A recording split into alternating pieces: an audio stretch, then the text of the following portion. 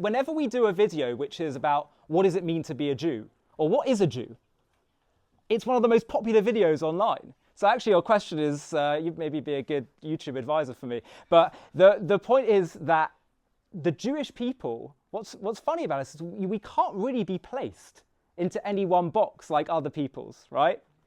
So we're not like a religion, just like every other religion, because if you're a Christian, right, you say I'm a Christian, but you say, actually, I'm an atheist. Are you a Christian? You're not a Christian anymore. Christianity is defined by your belief in Jesus as your savior, right? So it's the same with other religions. It's a matter of belief. But you could say, I'm an atheist Jew. And are you a Jew?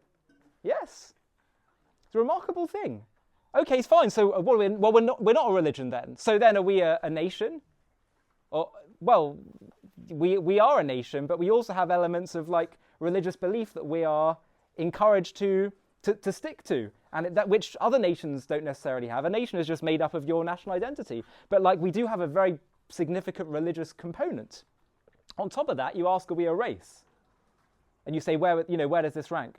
Well, yes, the majority of Jews do descend from Abraham, Isaac, and Jacob racially or biologically. But to say we're a race, could I convert to become an Indian? No, right? So you can't change your right. But can someone convert to become Jewish? Yes.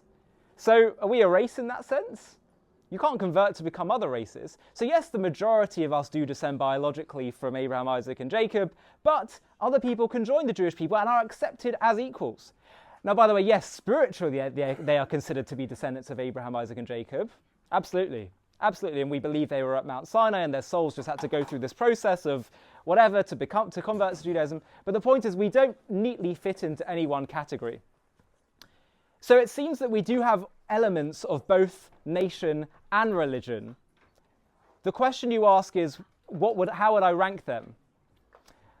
I don't know if I would necessarily rank them, but how I would express the Jewish people is to say that we are a nation. I would use that term, a nation. Some people prefer to use the word family. No, the Torah uses the word nation. But we are a nation that is set apart among the nations because they have a very specific divine mission that is essential to our whole being.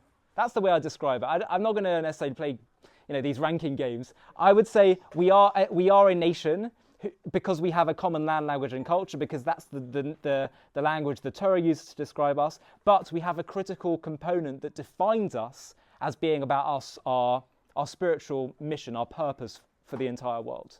So it's a light to the nations is how I define the Jewish people.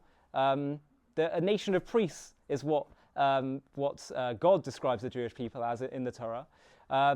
So if you had to fizzle it down to one word, I would say a nation. I'd say but a nation because people can join us, but our purpose is absolutely essential to who we are. Now, by the way, just one final thing. The other reason why I prioritize talking about us as a nation above all else is because actually, when you have decisions to make between putting the people first or the law first, the religion first, let's say, we're told you have to put the people first. So, example, Esther, we celebrated Purim a few months ago. Now, Esther had heard the news that Haman, the evil Persian ruler, funnily enough, times aren't so different today, wanted to annihilate the Jews.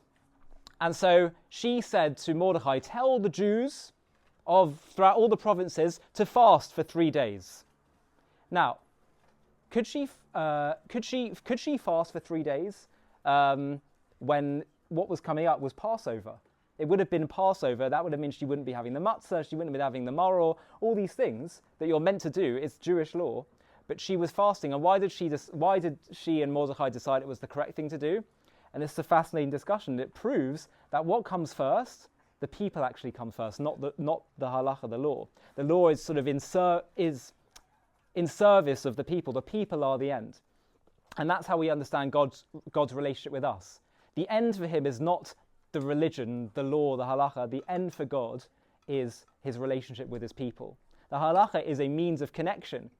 And if there's a chance where the means of connection is going to threaten the people in their physical lives, like for example, you can break Shabbat in order to protect your life, then break it, because the relationship comes first with the nation. So that's another reason why I would put nation first. Hi, thank you so much for watching. To watch another one, click here. To stay up to date with all our content, click here to subscribe. And if you're able to, you can help support JTV to grow and grow by clicking join below this video, where you can become a member and get perks including early access to videos and private live discussions with me. But most of all, you'll be partnering with us on our mission to change the world.